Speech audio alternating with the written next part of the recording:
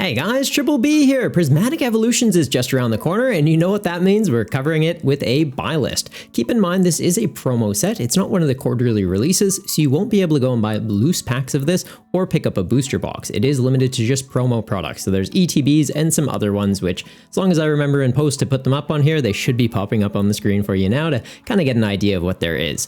Now, be mindful, this set does include all of the Evolution EXs as well as the numerous alt arts for them, so collectors are going to be going pretty crazy for it, or maybe if you are one yourself, well, hey, props to you. It's a good set for you to pick up. There's also a number of alt art cards of previously released cards like Dragapult and the Ogre Pawns, which are pretty cool and maybe worth upgrading your current decks if you want to bling them out. There is a number of other reprint cards also available in the set, so things like Buddy Poffin and Earthen Vessel are seeing re-releases with this, which hopefully brings down the price of them. Enough of that though, let's actually get into the cards that I think you should be picking up from this set. Now, the first ones we're going to be talking about are the staple cards, which are a little bit limited. There's a new Budew that has the attack Itchy Pollen, does 10 damage, that makes it so your opponent can't play any item cards from their hand on the following turn. It's a great alternative to something like Cleffa. A lot of people are running Cleffa, it has Grasping Draw, helps you set up, but you can kind of take this the other way and play Budew to just make it so that your opponent doesn't set up, and buys you a bit of time in that way. The supporter card Black Belt Practice also seems worth picking up and including for your toolbox to work with, as it makes it so that when you play the supporter card, your Pokemon are going to do 40 more damage to your opponent's active Pokemon EX, which is great to help you fix up some numbers. There's even a Regigigas. Having colorless attack cost is always great and makes it an easy inclusion for decks that can accelerate out energy.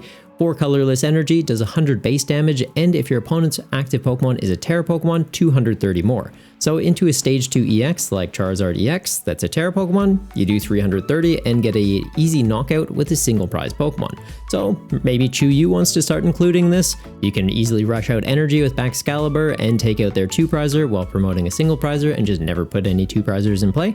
Yeah, not a bad idea. There's a number of other decks that I'm sure can splash this in as well, and the entire time this is in rotation, it just seems like a great inclusion, so that's why I've included it here. Next cards we're going to talk about are ones that could be just new deck archetypes to come out of the set. Yeah, I'm not putting any on here, I'll be completely honest. The Evolutions, while they are all really cool, I don't really see any of them being held at a competitive level, so I'm not going to suggest that you pick them up. If they're cards that interest you, 100%, give them a go, see what you can cook up, but personally, I'm not going to recommend anyone spends money picking them up unless you want them as collection pieces. Now for deck updates, they're effectively the same cards I've already said are staples. Budew is going to be a great addition for any decks that have Cleffa and just kind of want an alternative, just buying you a little bit of time, or potentially for control decks, it just becomes its own archetype.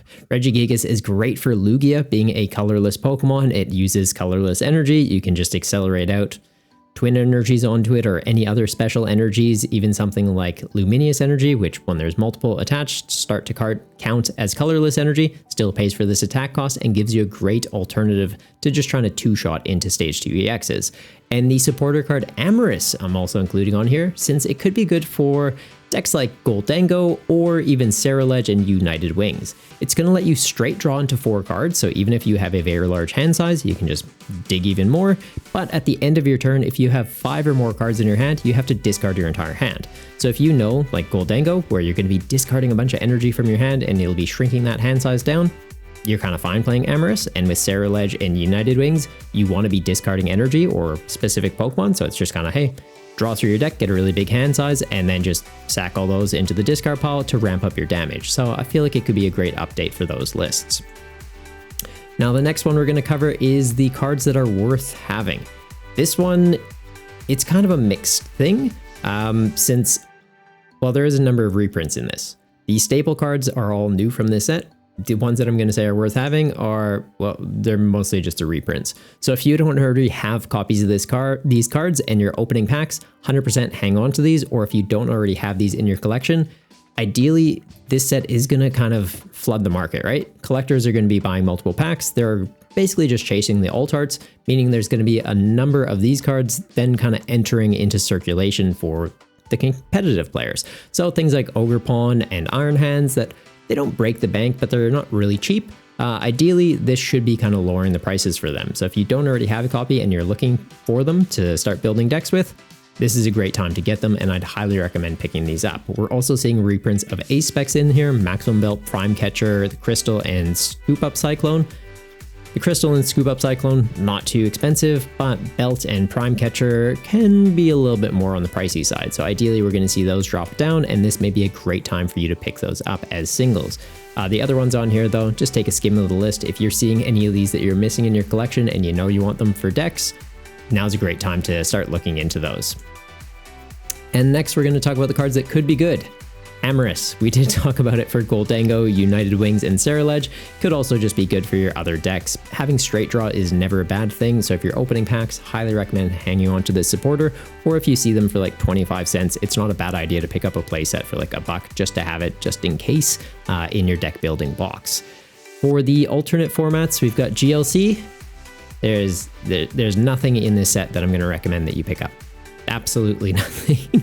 Now for the alternate format budget build battles, on the other hand, we've got two that might be worth including. There's a Furfrou that takes 20 less damage from attacks when it gets hit. It's a basic colorless Pokemon, so you could pair this with Bouffalant. You're allowed to run 2 copies of cards in that format, so 2 Bouffalant makes it so your colorless Pokemon takes 60 less damage. Furfrou makes it so it takes 20 less damage, and all of a sudden you have a tanky basic that you can scoop and loop with Penny and Charon's Care. It's not a bad shout. There's also a Bronzong that makes it so your Pokemon take 10 less damage from attacks, so you could even pair these two together into just like a very tanky deck. Having 2 Bronzong in play, the Furfrou and the Bouffalant, means you're taking 100 less damage from attacks. It's a single prize format, so having something that can just effectively tank 100 damage when Pokemon are doing sometimes only 100 damage or less, yeah, pretty relevant, so could be worth looking into those if you play the budget build battle format. Now my full buy list for this set though, I'm just going to skim back to it. It's basically just the staple cards. The reprint cards, if you don't already have copies of those, yes, it's a great time to pick those up, but for people that play the game competitively, I'm sure that you already have a number of those. If you're looking to get into the game, like transferring over from digital over to physical, those reprints are great, but yeah, if you've been playing for a bit, you pretty much need what? 2, 3, 4, 7 cards from this set total. So yeah, it's kind of nice. Yeah, it's a nice change of pace. I think I'm gonna spend $5 on this set, I'll be honest. The Evolution EXs, like I do tend to collect those just for like my binder collection, but we'll kind of see how this goes. Like I know a lot of the products are already selling out. Allocations for the set have been a little bit hit and miss from what I'm hearing from a lot of stores. So it might be one of those things of just hurry up and wait. Like don't rush out the door to get these. If you're not going to be playing a deck that needs Budew, maybe wait a bit because a lot of people will be chasing that and it might be a bit of an expensive card initially, but will quickly drop off. The Black Belts, the Amorous, the Regigigas, I don't really see them being very expensive. So yeah, I'm hoping to drop $5 on this set. I know there's a new festival lead card with Sea King releasing. It seems fine. I personally am going to skip it, but yeah, maybe you're getting it. Or do you think that the Evolutions do have some competitive viability? I'd love to hear your thoughts in the comments down below. And if you made it this far, don't forget to hit that like button to let me know and subscribe to keep up with the content. Till next time though, stay golden, you Goombas.